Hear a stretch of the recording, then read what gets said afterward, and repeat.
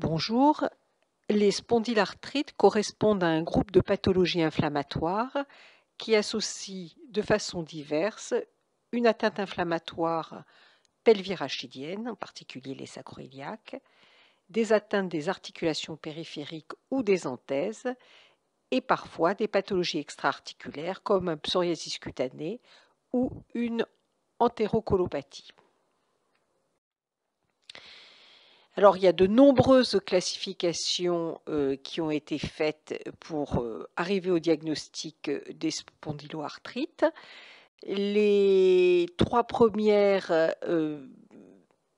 intègrent la présence sur les radiographies d'une sacroïlite ou du moins des séquelles inflammatoires d'une sacroïlite.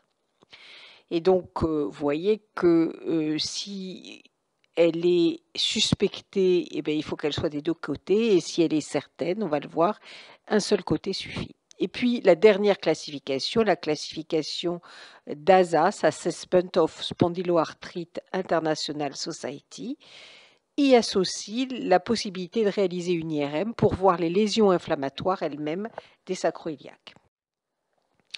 Alors, voici ce qu'on appelle une sacroïlite radiographique. Alors, bien sûr, vous n'avez pas à connaître tous les grades de la classification de New York. Néanmoins, je vous montre ici une sacroiliaque normale avec cet aspect fin régulier. Les contours de la sacroiliaque sont comme dessinés au crayon de façon nette.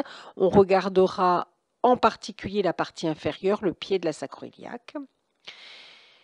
Du côté droit, vous avez un grade 3, donc une sacroïlite avérée, avec un élargissement des sacroiliaques et un aspect irrégulier qu'on dit en timbre poste. Ce sont des petites érosions multiples de l'ensemble de la sacroiliaque, qui sont les lésions structurales secondaires à l'inflammation. Et enfin, en bas, le grade 4 qui correspond à l'ankylose. On ne voit plus les sacroiliaques, elles ont disparu du fait des remodelages osseux secondaires à l'inflammation.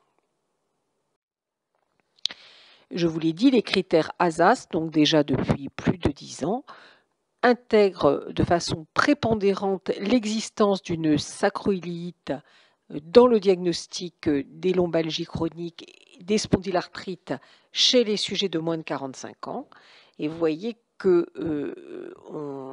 pour cette classification, on tient compte non seulement de la radiographie, et c'est ce qu'on vient de voir précédemment, mais également de l'IRM, et que le fait d'avoir cette sacroiliite est un facteur majeur associé à un autre élément que je vous ai listé en dessous. Alors, voici la sacroïlite radiographie. Vous voyez sur cet autre cas l'aspect vraiment irrégulier de la sacroiliaque. Et puis, pour que vous compreniez, une séquence IRM pondérée en T2 avec saturation de graisse, dans lequel on voit l'hypersignal de l'inflammation de part et d'autre des deux sacroiliaques chez ce patient. Au niveau du rachis, si l'on considère les signes structuraux, on va rechercher des syndesmophytes.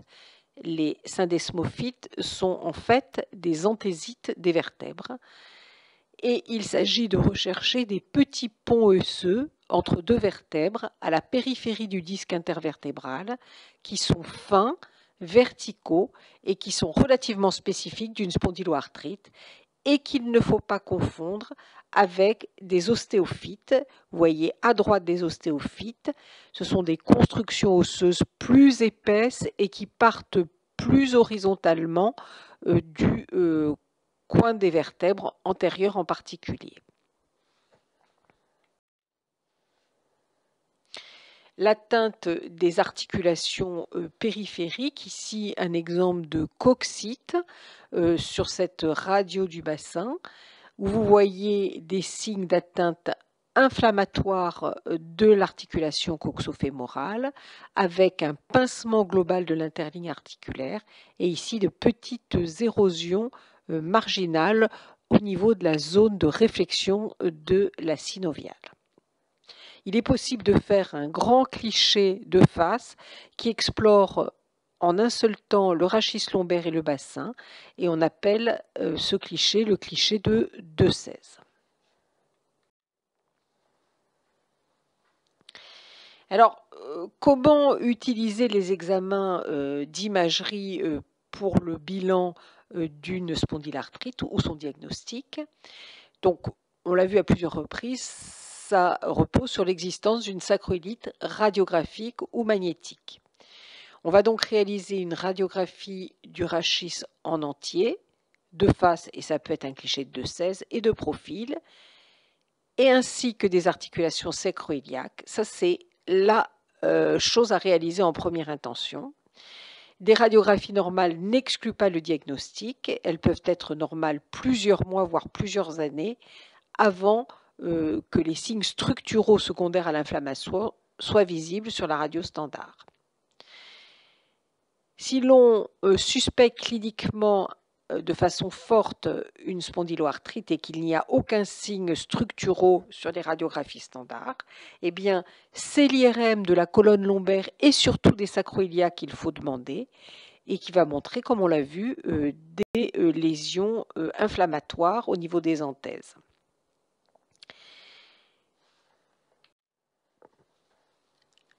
Alors, au niveau périphérique, on va toujours se servir de la radiographie standard. On va rechercher des arthrites et des anthésites, des anthésophytes en particulier.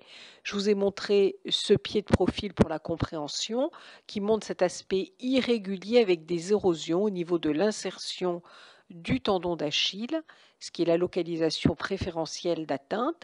Et vous voyez également l'infiltration de la graisse du triangle de Cager au-dessus du calcanéum qui correspond à une inflammation autour de cette anthèse.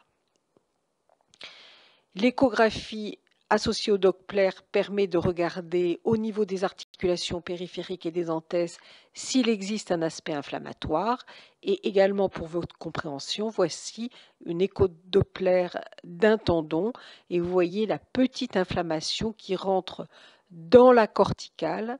On voit une hyperémie Doppler avec certainement une petite érosion à ce niveau et l'inflammation du tendon. Alors au total, pour faire le diagnostic d'une spondyloarthrite, il faut rechercher les stigmates de l'atteinte inflammatoire qui est tardive au niveau des sacroiliacs et du rachis sur les radiographies de face ou de l'inflammation elle-même plus précoce grâce à une IRM. Je vous remercie.